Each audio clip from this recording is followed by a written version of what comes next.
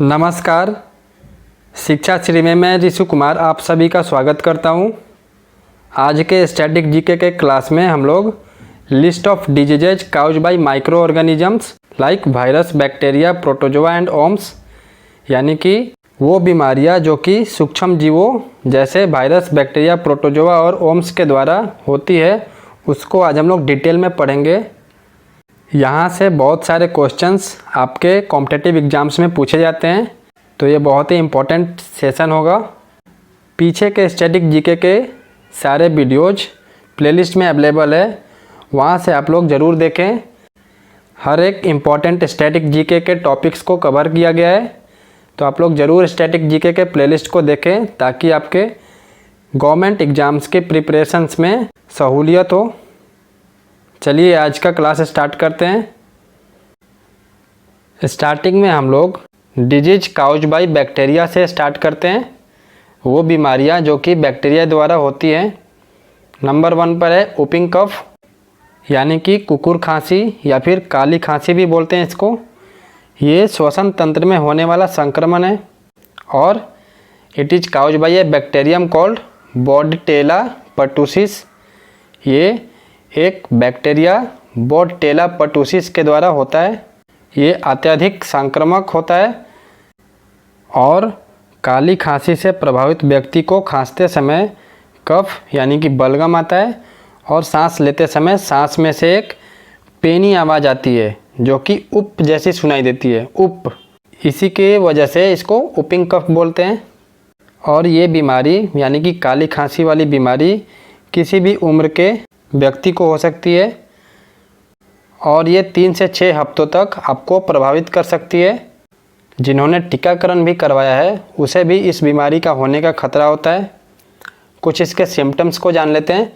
हम लोग हर एक बीमारी के सिम्टम्स को जानते चलेंगे। तो इसके सिम्टम्स क्या क्या हैं? बहती नाक, मतलब नाक से पानी आना, नाक का बंद हो जाना, आंखें लाल पड़ना या फिर आंखों में से पानी आना, ये सब इसके कुछ सिम्टम्स हैं। बुखार भी आना, बलगम आना, ये सब वूपिंग कफ के सिम्टम्स है।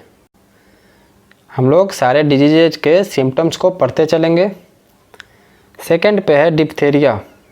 It is cause by Corynebacterium diphtheriae. ये भी संक्रमण से फैलने वाली बीमारी है और इसे गला घोंटू की बीमारी भी कहा जाता है। हिंदी में गला घोंटू कहा जाता है। इसकी चपेट में अधिकतर बच्चे आते हैं। इस बीमारी में होता क्या है? इस बीमारी में बैक्टीरिया सबसे पहले गले को नुकसान पहुंचाता है। इसके इन्फेक्शन के असर से सांस नाली में एक झिल्ली बन जाती है जिसके कारण सांस लेने में समस्या होती है और इसके अलावा ये शरीर को कई तरह के नुकसान पहुंचाता है। ये एक व्यक्ति से दूसरे व्यक्ति में आसानी से फैलने वाला बीमारी है। कभी कभी ये बीमारी जानलेवा भी साबित हो जाता है। और जो इसके जीवाणु हैं ये मरीज के मुंह, नाक और गले में रहते हैं और जब एक व्यक्ति दूसरे व्यक्ति के खांसने या छींकने से ये बीमारी के जीवाणु एक दूसरे में फैलने लगते हैं। और बारिश के मौसम में ये सबसे ज़्यादा नुकसान पहुंचाता है क्योंकि इसके जीवाणु सबसे अधिक इसी समय फैलते हैं। अब इसके कुछ सिम्टम्स को जान लेते हैं। इसके सिम्टम्स हैं स्किन का रंग नीला पड़ने लगता है और इसके संक्रमण फैलने पर सांस लेने में कठिनाई होने लगती है। इसके अलावा गर्दन में सूजन हो जाता है और दर्द भी होने लगता है। ये सारे कुछ सिम्टम्स हैं जिसको अगर पहचान लिया जाए तो इस बीमारी को कंट्रोल किया जा सकता है।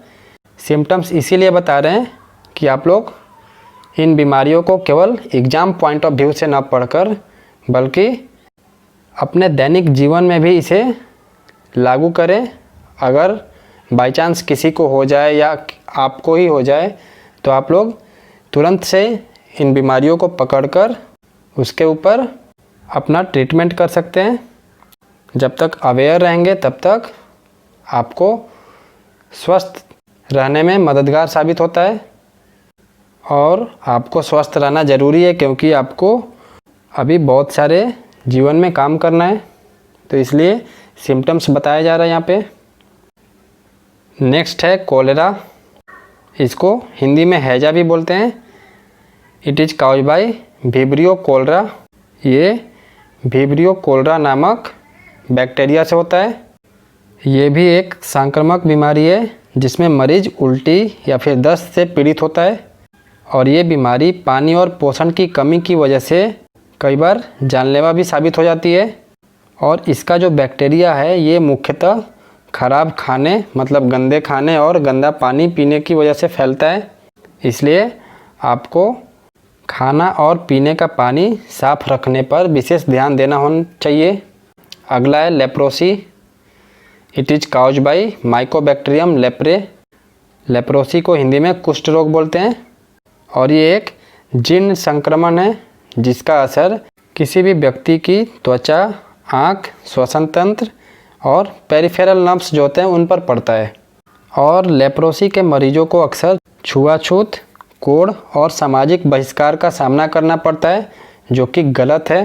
ये ऐसा इसलिए होता है क्योंकि जागरूकता के अभाव की वजह से लोगों को लगता है कि ये छूने से फैलता है, जबकि ये बिल्कुल गलत है।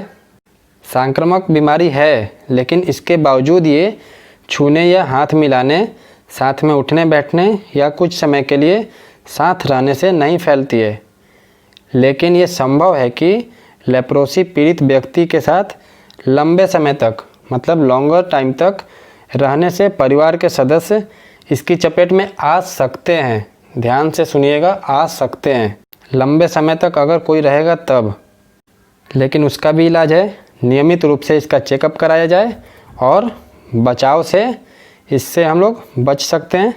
और ये फैलता कैसे है? जो बैक्टीरिया है लेप्रे नाम का, ये संक्रमित व्यक्ति के खांसने या छींकने पर उसके श्वसन तंत्र से जो पानी की बूंद निकलता है उसी में वो बैक्टीरिया होता है, उसी से होता है। हवा में मिल जाता है ये बैक्टीरिया और दूसरे व्यक्ति के शरीर में पहुंच जाता है। लेकिन जो स्वस्थ व्यक्ति होता है उसके शरीर में जब ये बैक्टीरिया पहुंचता है तब इसको पनपने में 4 से 5 साल 4 to 5 ईयर लगते हैं। कई मामले में तो ये 20 साल तक लग जाते हैं। लेकिन अगर इसके प्राइमरी स्टेज पर मतलब शुरुआती स्टेज पर इसके लक्षणों को अनदेखा किया जाए तो व्यक्ति अपंगता का शिकार हो सकता है। इसलिए हमें अनदेखी नहीं करना चाहिए। इसीलिए हम पढ़ाने के साथ साथ सिम्टम्स भी बता रहे हैं ताकि आपके गवर्नमेंट एग्ज़ाम्स में आप क्वेश्चंस भी कर पाएँ और जागरूक भी हो जाएं। नेक्स्ट है pneumonia. It is cause by streptococcus pneumoniae. ये स्ट्रेप्टोकोकस निमोनिया नामक बैक्टीरिया से होता है और ये फेफड़े में होने वाला एक संक्रमण है। और ये बैक्टीरिया के अलावा वायरस तथा पैरासाइट के कारण भी हो सकता है। और भी बहुत सारे कारण हैं इसके होने के। कुछ दवाएं और अन्य रोगों के संक्रमण से भी होता है ये। इसीलिए हम लोग प्रिस्क्राइब्ड मेडिसिन लेना चाहिए। इसके सिम्टम्स क्या है? इसका मुख्य लक्षण खांसी होता है और जो रोगी होता है वो कमज़ोर और थका हुआ महसूस करता है और वो बलगम वाली खांसी से ग्रस्त होता है। ये सारे सिम्टम्स हैं। रोगी को बुखार के साथ साथ पसीना और कंपकपी भी हो सकती है और सांस लेने में कठिनाइयाँ होती है। अगला डिजीज है टेटनस।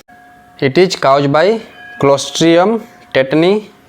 क्लोस्ट्रिडियम टेटनी, ये क्लोस्ट्रिडियम टेटनी नाम के बैक्टीरिया से होता है और ये भी एक संक्रमण है जो शरीर में फैलने के बाद गंभीर दर्द पैदा करता है, सांस लेने में परेशानी होती है।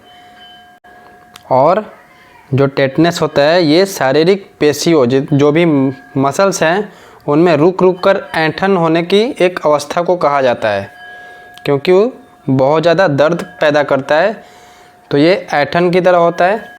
इसके फैलने को रोकने के लिए डॉक्टर सबसे पहले क्या करते हैं? टेटनस का इंजेक्शन लगाते हैं जिससे कि शरीर में टेटनस के जो इन्फेक्शन है उसको फैलने से रोका जा सके और इसकी बैक्टीरिया को मारा जा सके। इसके बैक्टीरिया कहाँ कहाँ पाए जाते हैं? मिट्टी में, प्रदूषण और जानवरों में पाया जाता है। और अगर हम लोग बाई चांस कहीं गिर गए या कोई पुरानी चीज़ से हमारी कट गई कोई चीज़, शरीर के कोई भी पार्ट्स, तब ये बैक्टीरिया इन्हीं मिट्टी या फिर प्रदूषित चीज़ों से हमारे शरीर में प्रवेश कर लेते हैं और जब ये किसी घाव पर आ जाते हैं तो उसके ज़रिए हमारे शरीर में प्रवेश कर लेते हैं और फैलने लगते हैं। इसके कुछ लक्षण को देखते हैं, सिम्टम्स को। सिम्टम्स में गर्दन की मांसपेशियों में जकड़न रहना, कुछ भी निगलने में दिक्कत होना, ये सारे सिम्टम्स हैं। लगातार दर्द रहना शरीर में, जबड़ों में भी ऐंठन महसूस होना और कभी कभी तो बीपी भी बढ़ जाता है और दिल की धड़कन भी तेज़ होने लगती है। ये सारे कुछ सिम्टम्स हैं जो कि टेटनस होने का आगाह करते हैं। उसी तरीके से अगला है टाइफाइड। ये एक वाटरबोर्न यानी कि दूषित पानी से होने वाली बीमारी है and it is caused bye salmonella typhi नामक बैक्टीरिया की वजह से ये होता है। ये मुख्यतः हमारे आसपास जो भी है साफ़ सफाई नहीं रखने की वजह से होता है। बारिश के मौसम में बाहर के खाने पीने की चीज़ों के दूषित होने का खतरा बढ़ जाता है। बारिश के मौसम में बाहर के खाने पीने की चीज़ों को हमें नहीं छूना चाहिए क्योंकि वहाँ पर दूषित होने का खतरा बढ़ जाता है और इन चीज़ों को अगर खाने से हम परहेज करेंगे तो हम इस बैक्टीरिया को अपने शरीर में एंटर करने से रोक पाएंगे। इसके लक्षण हैं सर दर्द, एबव 100 डिग्री टेम्परेचर की बुखार, शरीर में दर्द होना, भूख कम लगना, ये सारे कुछ सिम्टम्स हैं। एक और है सिम्टम्स में पेट दर्द होना, ये मामूली सिम्टम्स हैं। ये आमतौर पे सिम्टम्स है जो कि टाइफाइड के होने पर होता है। अगला है ट्यूबरक्लोसिस, शॉर्ट फॉर्म में टीबी बोलते हैं इसको। ये एक संक्रामक बीमारी है और माइकोबैक्टीरियम ट्यूबरक्लोसिस नामक बैक्टीरिया से फैलता है। इस बीमारी का सबसे अधिक प्रभाव फेफड़े पर होता है, लंग्स पर, और फेफड़े के अलावा भी ब्रेन, यूटेरस, जो महिलाओं में यूटेरस होता है वहाँ पर, मुंह, लीवर, किडनी, गले आदि में भी टीबी हो सकता है। और जो फेफड़े में टीबी होता है वो हवा के ज़रिए एक से दूसरे इंसान में फैलती है। ये खतरनाक इसीलिए है क्योंकि ये शरीर के जिस हिस्से में होती है सही इलाज ना हो तो वो उस हिस्से को बेकार करने लगती है। इसके कुछ लक्षण को जान लेते हैं। लक्षण में है, सिम्टम्स में लगातार 3 हफ्तों से खांसी का आना और आगे भी जारी रहना, मतलब कंटिन्यूड रहना खांसी, और खांसी के साथ खून का आना, ये सारे कुछ सिम्टम्स हैं। छाती में दर्द और सांस का फूलना, वज़न का कम हो जाना, शाम को बुखार आना और ठंड लगना और रात में पसीना आना, ये सारे कुछ सिम्टम्स हैं टीबी के। अगला है प्लेग। ये एक प्रकार का इन्फेक्शन है जो कि यर्सेनिया पेस्टिस नामक बैक्टीरिया के कारण होता है। ये बैक्टीरिया मुख्य रूप से चूहों में पाया जाता है या उन पशुओं में पाया जाता है जो चूहों को काटते हैं। इसके कुछ लक्षण देख लेते हैं, क्या है सिम्टम्स। इसके सिम्टम्स में होते हैं तेज़ बुखार आना, सीने में दर्द होना, खांसी, सांस फूलना और बलगम में खून आना, ये सारे कुछ सिम्टम्स हैं। जब किसी को प्लेग होता है तो ये सिम्टम्स हैं जिससे पता चलता है। बैक्टीरिया से होने वाली बीमारियों के बाद अब हम लोग प्रोटोजोआ से होने वाली बीमारियों को पूरे डिटेल में समझेंगे। इस लिस्ट में सबसे पहला है malaria. It is spread by Anopheles mosquitoes and the Plasmodium parasite that causes malaria is neither A virus nor a bacteria. ये एनोफिलस मॉस्किटो से फैलता है। मलेरिया जो है वो एनोफिलस मॉस्किटोज से फैलता है और जो प्लाज्मोडियम पैरासाइट है जिसके द्वारा मलेरिया होता है वो ना तो वायरस है ना बैक्टीरिया है। मलेरिया एक पैरासिटिक रोग है जो एनोफिलस मच्छर के काटने से फैलता है केवल, और ये एनोफिलस मच्छर प्लाज्मोडियम नामक पैरासाइट ढोती है। जब ये मच्छर आपको काटता है तो पैरासाइट आपके खून में जाकर रेड ब्लड सेल्स आरबीसीज को क्या करता है, नष्ट करने लगता है। मलेरिया के सिम्टम्स क्या हैं? मलेरिया के सिम्टम्स अब हम लोग देख लेते हैं। सिम्टम्स में उल्टी आना, बुखार आना, जी मचलाना, सांस फूलना, भूख में कमी होना, सिर दर्द होना, सर्दी जुकाम होना, ठंडी लगना, ये सारे मलेरिया के सिम्टम्स हैं, जिससे ये पता चलता है कि मलेरिया आपके बॉडी में एंटर कर चुका है, जिससे ये पता चलता है कि आप मलेरिया से ग्रस्त हैं। लिस्ट में आगे है एमोबिक डिसेंट्री, इसको हिंदी में पेचिस भी बोलते हैं।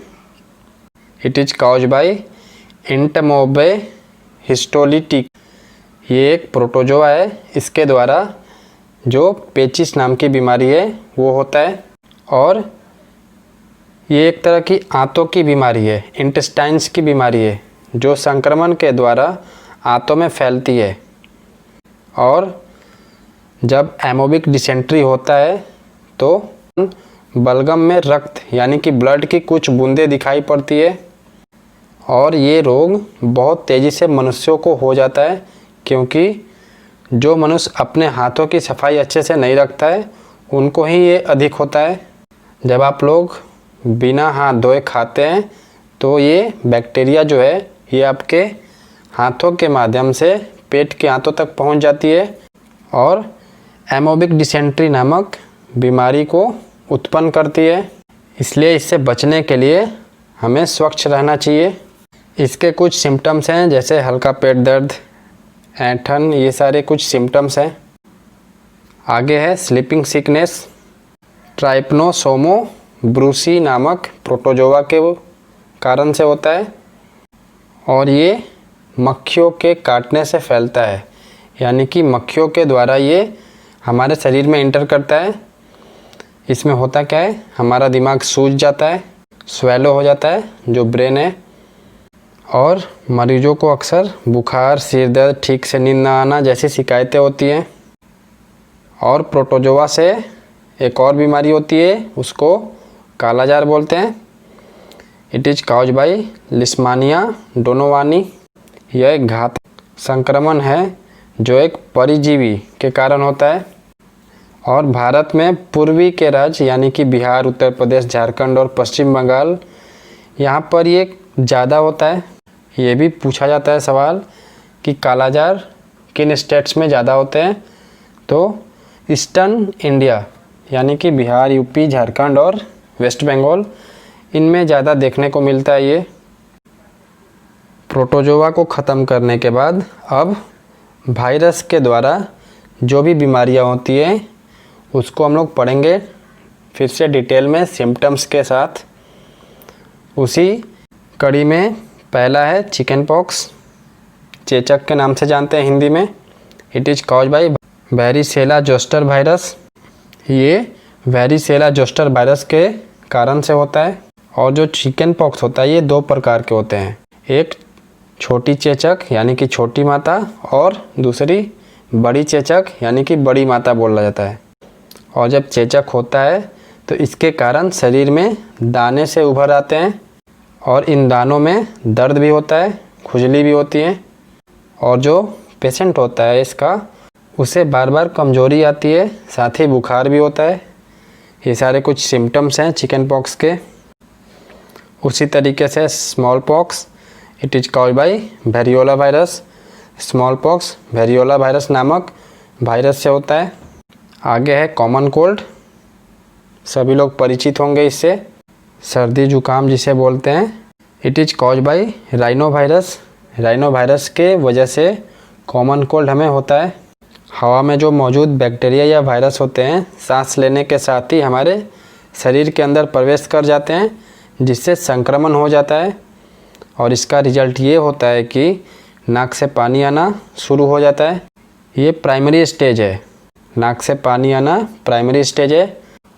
उसके बाद ये क्या करता है वायरस कि हमारे सांस लेने की प्रक्रिया में इन्फेक्शन पैदा कर देता है, जिससे सांस लेने में परेशानी होती है, नाक जाम हो जाता है। कॉमन कोल्ड में ये कॉमन सिम्टम है।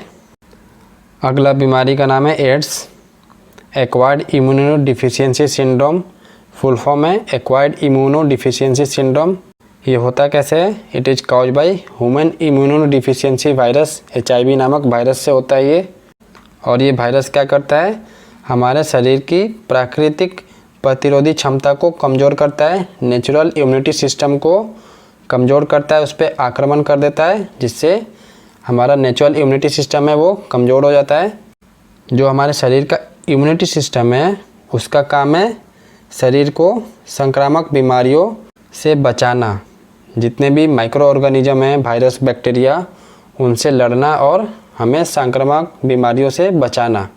उसी पर ये आक्रमण करता है और उसे कमज़ोर बना देता है। ये जो HIV नामक वायरस है ये हमारे ब्लड के यानी कि रक्त में उपस्थित जो प्रतिरोधी पदार्थ, लिम्फेटिक सिस्टम जिसको बोलते हैं इंग्लिश में, उस पर हमला करता है। यही जो लिम्फेटिक सिस्टम है मानव को जीवाणु और विषाणु जनित बीमारियों से बचाता है और शरीर की रक्षा करता है। लिम्फेटिक सिस्टम को ही टारगेट बनाता है और उसे कमज़ोर कर देता है। और जब HIV द्वारा आक्रामक करने से शरीर की रोग प्रतिरोधी क्षमता नष्ट होने लगती है तो इस सुरक्षा कवच के बिना जो एड्स पीड़ित लोग हैं वो भयानक बीमारियों से ग्रसित होने लगते हैं और हमारे शरीर में बहुत सारे अन्य बीमारियां जैसे सर्दी, जुकाम, फुफ्स, प्रदाह ये सब घेरने लगते हैं और इसका सही ट्रीटमेंट न मिलने से रोगी का मृत्यु भी हो जाता है। अगला है मीजल्स यानी कि खसरा। It is cause by measles virus.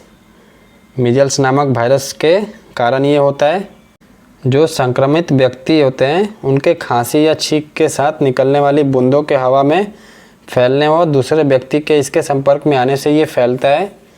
और इसके जो प्रारंभिक लक्षण हैं, जो प्राइमरी सिम्टम्स हैं, वो 10 से या 12 दिनों में दिखाई देने लगती है। देख लेते हैं क्या है सिम्टम इसके।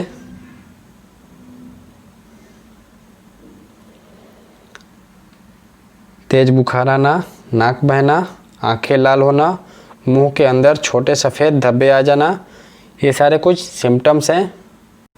अगला है मम्प्स। इसको हिंदी में गलसुआ बोलते हैं। And it is cause by mumps virus. Mumps नामक वायरस के कारण से ये बीमारी होता है।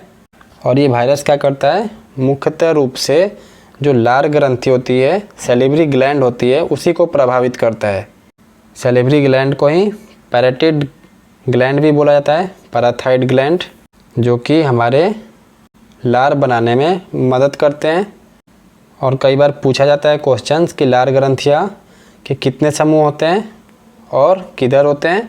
इनके 3 समूह होते हैं और मुंह के तीनों तरफ होते हैं, जो कान के पीछे और नीचे स्थित होता है। इसका सिम्टम है गलसुआ का यानी कि मम्प्स का सिम्टम है लार ग्रंथियों में सूजन आ जाना। जो हमारी सैलिवरी ग्लैंड है उसमें स्वेलो हो जाती है, यही इसका सिम्टम है। अगला है rabies. It is cause by rabies virus और रैप्डोवायराइड फैमिली। ये भी एक तरह का वायरल इन्फेक्शन है जो आमतौर पर संक्रमित जानवरों के काटने से फैलता है और ये किसी भी व्यक्ति के शरीर को 2 तरह से प्रभावित करता है। पहला, ये व्यक्ति के सीधे नर्वस सिस्टम में पहुंच जाता है और उसके बाद उसी के मस्तिष्क यानी कि ब्रेन तक पहुंच जाता है। इसके लक्षण क्या हैं, बुखार, सिर दर्द, घबराहट, बेचैनी, चिंता, भ्रम की स्थिति, खाना पीना निगलने में कठिनाई होना, बहुत अधिक लार निकलना, पानी से डर लगना जिसको हाइड्रोफोबिया बोलते हैं, पागलपन के लक्षण भी होते हैं, अनिद्रा होती है या फिर किसी अंग में पैरालिसिस यानी कि लकवा मार जाना। ये सारे कुछ सिम्टम्स हैं जो कि रेबीज द्वारा होते हैं। अगला है डेंगू फीवर, जिसको हड्डी तोड़ बुखार भी बोलते हैं, break bone fever. It is cause by dengue virus. Dengue virus के वजह से ये होता है। और इसे ब्रेक बोन फीवर क्यों कहा जाता है, क्योंकि इसमें रोगी के हड्डी टूटने जैसे दर्द होते हैं। और एक और इम्पॉर्टेंट बात ये कि यदि किसी व्यक्ति को एक बार डेंगू हो जाए तो ठीक होने के बाद शरीर में उस वायरस के लिए एक विशेष एंटीबॉडी बन जाती है, जिस कारण शरीर में उस वायरस के प्रति रोग प्रतिरोधक क्षमता बढ़ जाती है। और इसके जो सिम्टम्स हैं वो 3 से 14 दिनों के बाद दिखने लगते हैं। आमतौर पे 4 या 7 दिन में भी दिखने लगता है। और जब ये डेंगू वायरस खून में फैलने लगता है तो 1 घंटे के अंदर ही जॉइंट्स में दर्द शुरू होना स्टार्ट हो जाता है और जिनको ये होता है उनको 104 डिग्री तक बुखार भी आ सकता है। और कुछ सिम्टम्स हैं जैसे ब्लड प्रेशर का तेज़ी से गिरना, जो हार्ट बीट है उसका कम हो जाना, आँखों का लाल होना या फिर दर्द होना, चेहरे पर गुलाबी दाने दिखना, ये डेंगू का मेन इंडिकेटर है। अगला है viral encephalitis. It is an inflammation of the brain and it is caused by rabies virus, herpes simplex, polio virus, measles virus and JE virus. ये इन वायरसों से होता है। पहले इंसेफ्लाइटिस होता क्या है इसको समझते हैं। इंसेफ्लाइटिस का पूर्ण नाम एक्यूट इंसेफ्लाइटिस सिंड्रोम है, जिसे आम भाषा में चमकी बुखार या दिमागी बुखार से भी जानते हैं। ये हमारे देश में पूर्वी राज्यों में ज़्यादातर होता है, यूपी ईस्ट में और बिहार के नॉर्दर्न पार्ट्स में, गोरखपुर वाले एरिया में और मुजफ्फरपुर साइड में ये ज़्यादा होता है। एंसेफ्लाइटिस से क्या तात्पर्य है कि ये इसमें जो मस्तिष्क है उसमें सूजन हो जाती है। इसके सिम्टम्स हैं तेज़ बुखार आना, सिर दर्द होना, गर्दन में जकड़न, कमजोरी, उल्टी होना, ये सारे कुछ सिम्टम्स हैं। अब लास्ट है diseases caused bye worms. Worms के द्वारा जो बीमारियां होती है उसको हम लोग लास्ट में देख लेते हैं। उसमें सबसे पहला है टेपवर्म, जिसे फीता कृमि भी बोला जाता है हिंदी में। दे आर इंटेस्टिनल पैरासाइट्स, फिर से ये आंतों वाली पैरासाइट्स से होते हैं। It can't live on its own, it survive with in the intestine of an animal including human. ये जो पैरासाइट्स होते हैं ये बाहर में सर्वाइव नहीं करते हैं अपने आप से, ये हमारे इंटेस्टाइन्स में, जानवरों के, हम लोग भी जानवरों में इंक्लूडेड होते हैं, तो हमारे इंटेस्टाइन के अंदर ही ये सर्वाइव करते हैं। टेपवर्म बेसिकली एक सूक्ष्म कीड़ा होता है जिसको हिंदी में फीता कृमि कहा जाता है। और ये जो संक्रमण होता है ये टेपवर्म के अंडे या लार्वा से दूषित भोजन या पानी शरीर के अंदर जाने से होता है। यदि टेपवर्म के कुछ अंडे आपके शरीर में चले जाते हैं और इंटेस्टाइन्स में यानी कि आंतों से बाहर तक फैल जाते हैं, तो ऐसी स्थिति में ये शरीर के अंदरूनी अंगों या फिर जो ऊतकों हैं यानी कि टिश्यूज में घाव बनाने लगते हैं, जिसे मेडिकल भाषा में इन्वेसिव इन्फेक्शन कहा जाता है। और यदि ये जो टेपवर्म है हमारे इंटेस्टाइन के अंदर ही रह जाते हैं तो आंतों में संक्रमण पैदा कर देते हैं, जिससे बहुत बड़ी बीमारी हो जाती है। नेक्स्ट है फिलेरियासिस, जिसको फिलेरिया भी बोलते हैं। It is caused by thread. And last है पिनोम, ये किससे फैलता है? It is caused by small thin white roundworm called Enterobius vermicularis. इस ओम्स के वजह से पिनोम होता है। इस तरीके से ये सारे डिजीजेज, बीमारियां जो कि वायरस, बैक्टीरिया, प्रोटोजोआ और वर्म्स के कारण होते हैं, इसको हमने डिटेल में समझा। यहाँ से बहुत सारे क्वेश्चंस आते हैं, तो आप लोग इसे ज़्यादा से ज़्यादा अच्छे से फिर से देखें और दोस्तों में भी शेयर करें ताकि सभी को इन क्लासेज के बारे में पता चले। इसके PDF के लिए आपको टेलीग्राम से जुड़ना होगा। टेलीग्राम चैनल का लिंक डिस्क्रिप्शन बॉक्स में है, वहाँ से आप लोग लेकर टेलीग्राम पर जुड़ जाएं और PDF वहीं से मिलेगा। Thank you. जय हिंद, जय भारत।